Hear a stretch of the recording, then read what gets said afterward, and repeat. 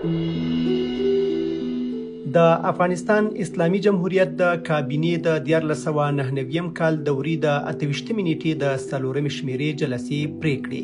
د کرونا وایروس پر وړاندې د مبارزې لپاره د ملي طرحې په توګه په مشخصو پروګرامونو کې د کارډلو جوړول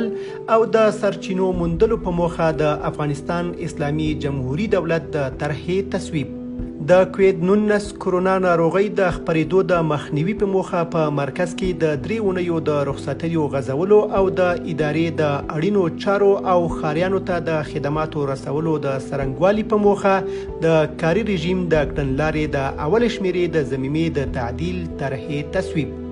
افغانستان کې د کرونا وایروس پر وړاندې د اغیزمنې مبارزې په موخه د عامه روغتیا وزارت او د دوی د دویمو واحدونو د استثنایی مالی اداري صلاحیت د تفویض د لایحې تصویب. د حکومت لخوا هغو ولایتونو ته چې د عوایدو د زیاتوالي خصوصي سکتور ته د پانګونې د زمینې برابرولو، د صادراتو د حجم د زیاتولو او کارموندنې برخه کې مخکښ وي، د تشویقي بستو جوړولو په موخه د هیواد د والیانو په استازی د فاریاب د والي د وړاندیز تصویب.